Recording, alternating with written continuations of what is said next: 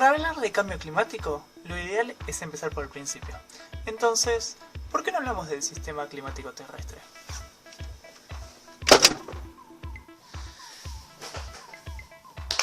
Bueno, vamos a hablar del sistema climático terrestre. Pero primero tendríamos que diferenciar qué es el sistema climático y qué es lo que a uno normalmente le dice clima. ¿Dónde es el clima? Cuando hablamos del clima, habitualmente, como tu abuela, tu tía o incluso a veces escuchas en la tele, en realidad no se habla de clima, se habla de tipo meteorológico. ¿Y qué es el tipo meteorológico? Es esto. Hay un sol que pega un montón, hay una temperatura tirando a baja, como es en otoño, y hay un viento de recalarse.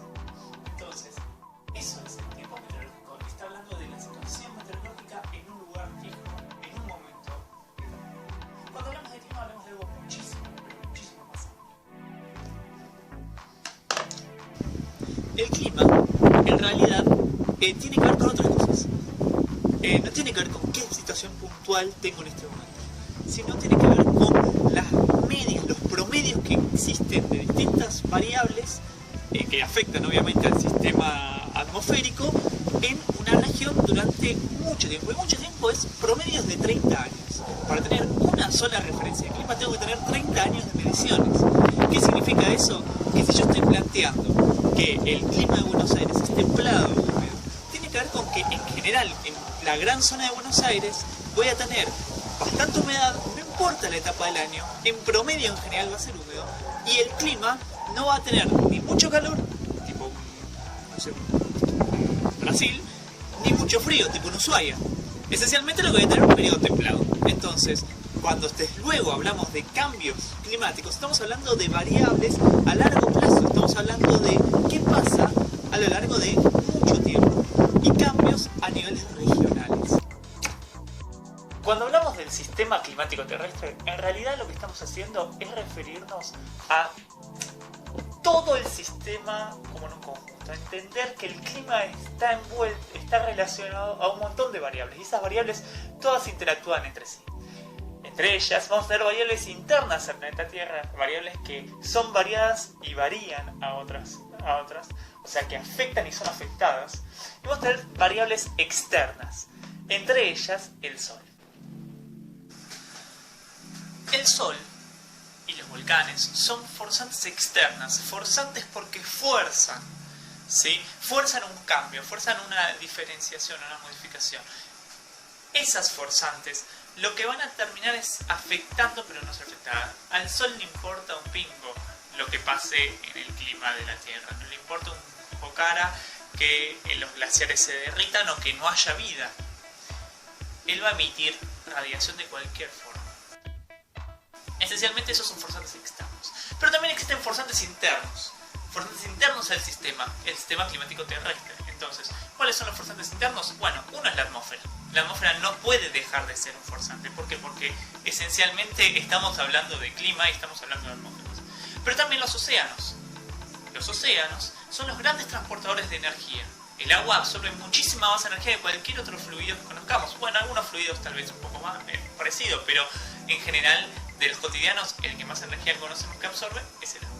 ¿Y qué hace el agua? Transporta energía del ecuador hacia los polos, de la zona más cálida hacia la zona más fría, equilibrando un poco la lógica del sistema.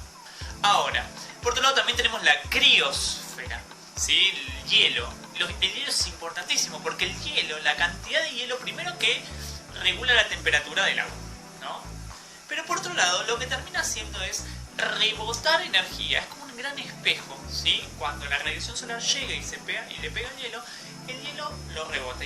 Y nosotros tenemos dos grandes espejos. Uno en el Ártico, donde se encuentra también Groenlandia y demás, y otro todo lo que es Antártida y todos los hielos periféricos marinos que tiene. La litosfera no tiene que ver tanto con... O sea, la litosfera es todo lo que tenga que ver con rocas y demás. No tiene que ver con los volcanes, pero sí tiene que ver con la erosión. La erosión, cuando hay erosión, queda roca expuesta. Y esa roca expuesta absorbe dióxido de carbono. Es un proceso para absorber dióxido de carbono en la atmósfera. ¡Ja! Y por otro lado, tenemos a la vida. La vida cambia el clima desde siempre. En el Arqueano, allá hace 3.000 millones de años, la vida empezó a cambiar el clima porque empezó a generar oxígeno y el oxígeno atmosférico empezó a generar capa de ozono, por ejemplo. Entonces automáticamente te bajó la cantidad de radiación UV. Por otro lado, lo que vas a tener es que te cambia la capacidad de absorber humedad o no, te cambia un montón de condiciones, y dentro de la vida estamos nosotros, ¿sí? Como un factor que afecta pero es afectado. Y guarda con esto, porque según la bibliografía, algunos nos ponen a los humanos como factores externos. Pero eso es olvidar que nosotros cultivamos, eso es olvidar que tenemos relación con el clima, que tenemos relación con todo, que si el clima se va al carajo, nosotros también.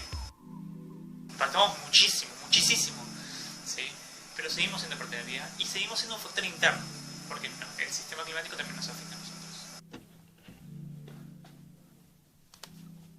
Pero entonces, ¿cuál es la importancia de entender qué es el sistema climático terrestre? La importancia es que entender cómo funciona el sistema, todo el sistema climático de la Tierra, nos permite entender y poder calcular qué pasa con él y cómo evoluciona. Porque hay que entender justamente todas las variables que lo afectan. Que los forzantes externos, los forzantes internos, el Sol, el espacio, los rayos cósmicos galácticos, pero nos permite entender qué pasa y cómo puede llegar a cambiar. Entonces, no hay que limitarse solamente a ver algunos factores, sino hay que intentar de ver todos, ¿sí? Por eso es que esencialmente un paleontólogo les está hablando de esto, ¿no? O sea, la paleontología te permite entender qué pasó con la vida en el pasado. Y si vos ves cómo cambió la vida en el pasado a partir del impacto climático, vos vas a poder entender finalmente cómo cambió ese clima en el pasado, y luego vas a poder inferir el clima a futuro. Claro, con pequeños detalles, como pelearse con la teoría del caos, porque esencialmente cuando uno quiere inferir el clima futuro, lo que se está peleando es con la teoría del caos. Pero eso es un problema para otro día. Manu, como impactador,